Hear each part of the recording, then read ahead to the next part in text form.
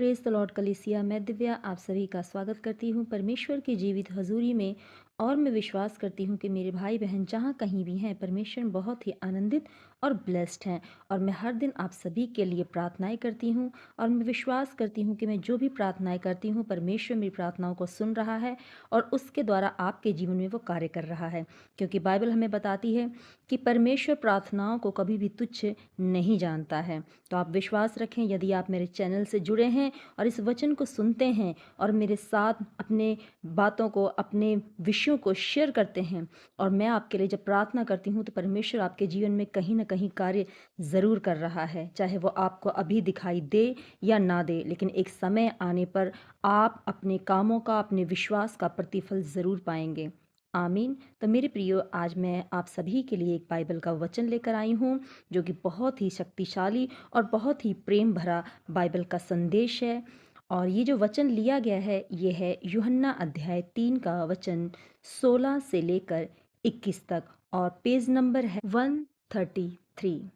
एक सिस्टर ने मुझसे कहा था कि आप जब भी वचन बताती हैं तो हमें पेज नंबर ज़रूर बताया कीजिए। तो इसका पेज नंबर है 133।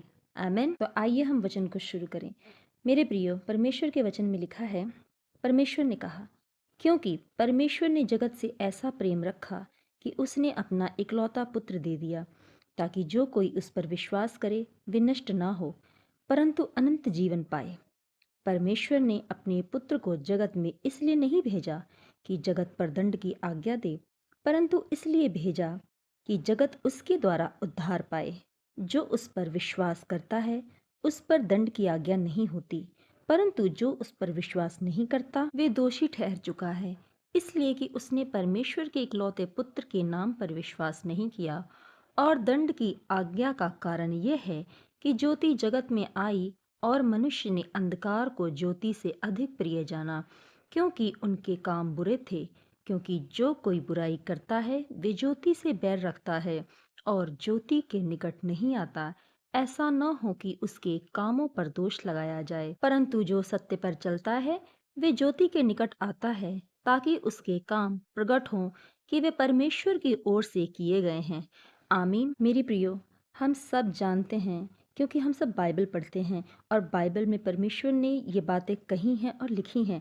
हम जानते हैं कि परमेश्वर ने मनुष्य को इसलिए बनाया कि वो परमेश्वर की स्तुति कर सके, परमेश्वर के साथ संगति कर सके। लेकिन हम जानते हैं कि आदम ने परमेश्वर के विरोध में जाकर पाप किया, उसने परमेश्वर की आज्ञा को नहीं माना और उसने, हव्वा ने, दोनों पति पत्नी ने मिलकर, आदम और हव्वा ने, जो मृत्यु का फल था जिसको परमेश्वर ने खाने के लिए मना किया था, उन्होंने शैतान की बात पर विश्वास करके वो फल को खा लिया और जिसकी वजह से वो अदम की वाटिका से परमेश्वर की महिमा से बाहर किए गए। हम ये भी जानते हैं कि वो जो गुनाह उन्होंने किया था वो फल खाने की वजह से नहीं था, वो गुनाह इसलिए हुआ क्योंकि उन्होंने परमेश्वर की बातों पर विश्वास नहीं किया और उन्होंने परमेश्वर की आज्ञा को तोड़ दिया। और उसके बाद हम जानते हैं कि परमेश्वर ने आदम को अदन की वाटिका से बाहर निकाल दिया और उससे श्रापित किया और हव्वा को भी श्रापित किया कि वो पृथ्वी पर अपने खून पसीने की कमाई खाएगा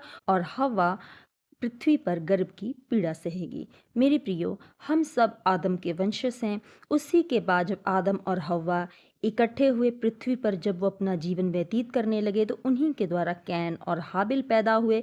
उसी से फिर ये दुनिया आगे बढ़ी। मेरे प्रियो, हम ये सब जानते हैं कि आदम के पाप के द्वारा वही पाप हमारे ब्लड में भी आया, क्योंकि हम सब आदम के वंशज हैं।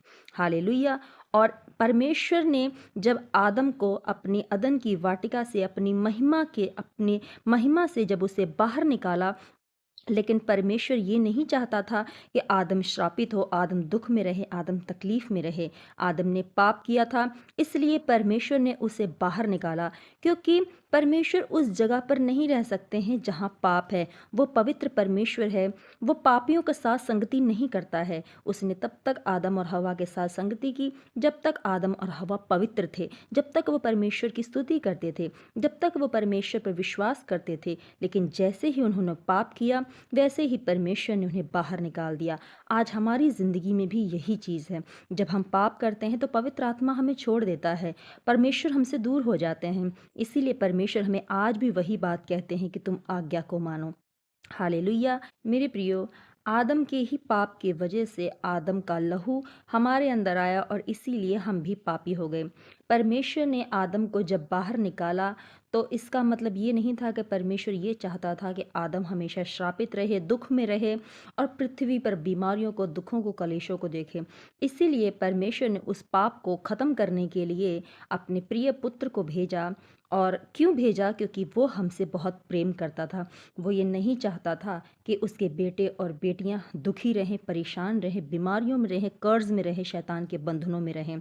परमेश्वर हमसे प्रेम करता था, इसीलिए उसने अपने इकलौते पुत्र को जगत में भेजा ताकि हम उसके द्वारा छुटकारे को पाएं। जो पाप आदम की वजह से हमारे ब्लड में आया और आज उसी तरह हम भी पाप करते हैं। हम भी आज झूठ बोलते हैं, चोरी करते हैं, चुगली करते हैं, लोगों के साथ मार काट करते हैं, लोगों को तकलीफ देते हैं, दुख देते हैं, दुनिया का धन हड़प लेते हैं, लोगों का धन हड़प लेते हैं, 2 नंबर के काम करते हैं, ड्रग्स अफीम बेच रहे हैं, नशा कर रहे हैं। दुनिया में तमाम ऐसे लोग हैं जो इन कामों को कर रहे हैं और यही पाप है। इसी को परमेश्वर ने शैतान के काम कहा है, इसी को परमेश्वर ने अंधकार कहा है। और बाइबल हमें बताती है कि अंधकार होने की वजह से जगत में ज्योति आई, लेकिन मनुष्यों ने ज्योति पर विश्वास नहीं किया।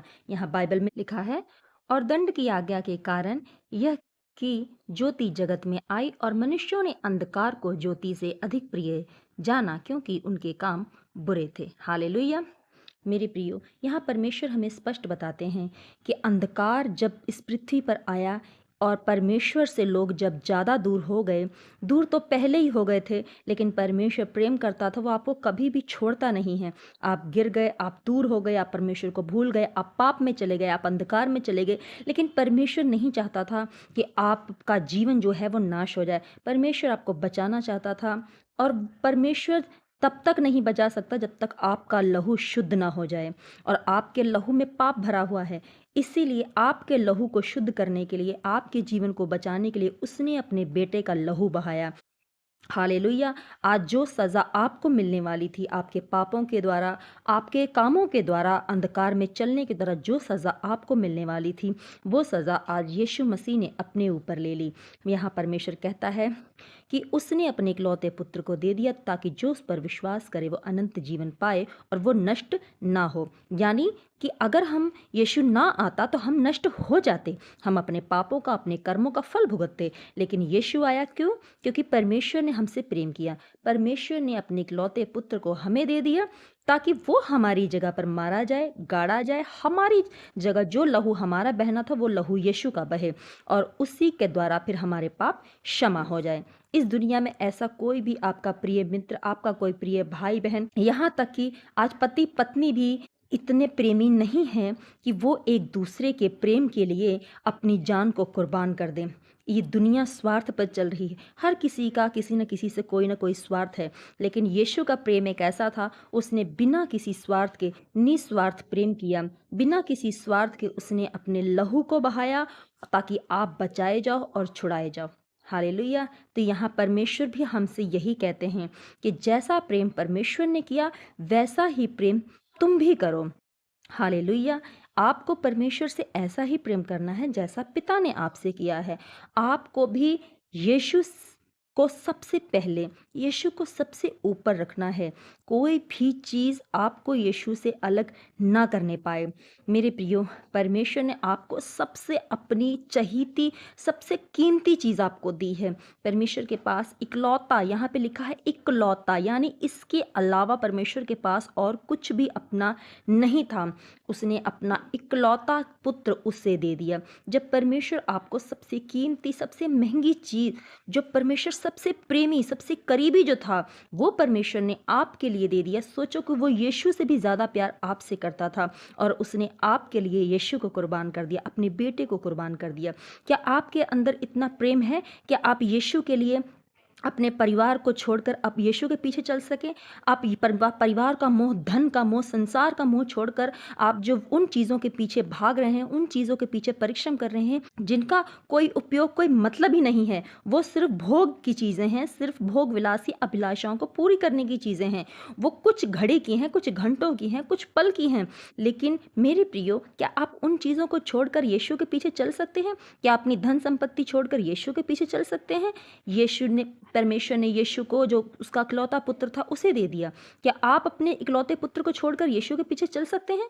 क्या आप अपने बेटे के मोह में जो आप परेशान हैं, दुखी हैं कि आपका बेटा आपसे बात नहीं कर रहा, आपकी बहू आपसे बात नहीं कर रही, आपका पति आपको समझ नहीं रहा है, लोग आपको जलील कर रहे हैं, लोग आपको सता रहे हैं, आप गरीबी में हैं, तंगी में हैं? क्या आप ये सब छोड़कर, इन चीज़ों से मन हटाकर क्या आप यीशु के पीछे चल सकते हैं? क्या आप यीशु के लिए अपनी सब चीज़ों को कुर्बान कर सकते हैं?